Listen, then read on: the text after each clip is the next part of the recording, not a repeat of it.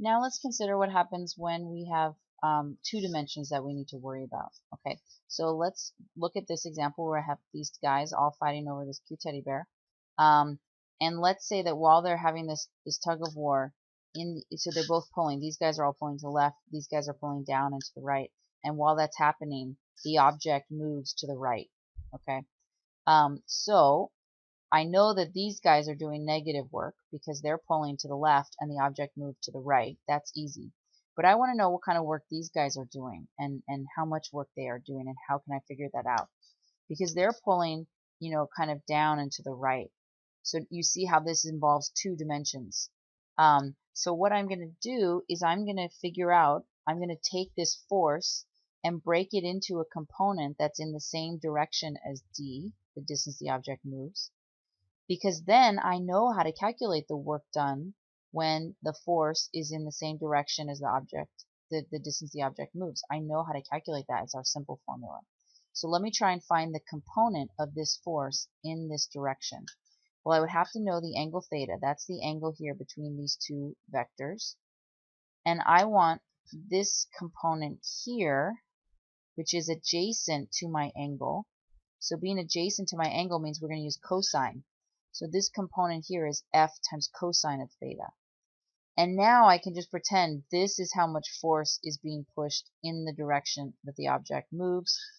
So I can calculate the work as being equal to f times cosine theta times d, right? Because this is like the force times that distance. Or if we know that, since we know f and d are actually vectors, you might recognize this formula here is the way that you take the dot product of two vectors. Okay, so this is how we're going to calculate work when there are two dimensions involved, or three dimensions also. The force still has to be constant. If the force changes, then we cannot use this equation. But let me just mention, this is kind of the scary way to write the equation. Maybe it's not scary, but it looks a little intimidating. If you like to take notes and then drop them in front of your friends and be like, oh, sorry, that's just my physics homework. Look at this stuff we're doing. And you try to impress them with scary looking equations, then you can write this equation down. But really, this equation in this form, saying take the dot product of two vectors, it is really just instructions. And those instructions say, take the magnitude of f times the magnitude of d times cosine of the angle between them. So if you like to write things in a complicated and intimidating manner, definitely write this down. But if you like to write things the way that you're actually going to do it and perform the math, then I would write this form of the equation down. Okay? This is how we take the dot product when we know the magnitudes of our two vectors and the angle between our two vectors. You might remember that if you know the x and y components of your two vectors, the way that you would take the dot product is to multiply the two x components together and add that to the product of the two y components. Okay. If there's z components, then you do fz plus dz. But this is the one we're going to use most often because most of the time we know what the force is, how big it is, and we know the distance the object moves, so we know both of these magnitudes, and we can figure out the direction of the angle between them. Okay, so let's use this equation, and let's consider just some simple cases. If the object moves to the right and your force is to the right, we could use our simpler equation we learned previously, but we're still allowed to use this equation. I would just need to figure out what is theta. Theta is the angle between these two vectors. Well, if they're both pointing the same direction, theta would be equal to 0. And when you take cosine of 0, you just get 1. So then we're left with work is equal to f times d, which was our original simple equation. Okay, and it's positive. Now in this case, we could also use our simple equation from way back then and just say that the work should be negative because they're in opposite directions.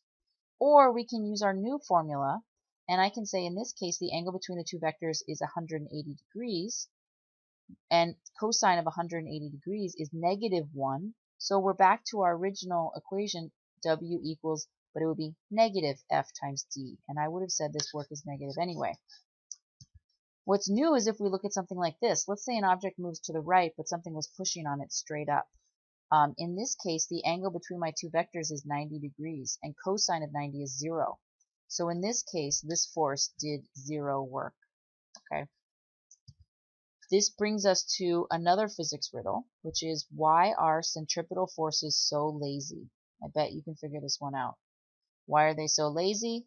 Because they never do any work. Believe it or not, centripetal forces never do any work.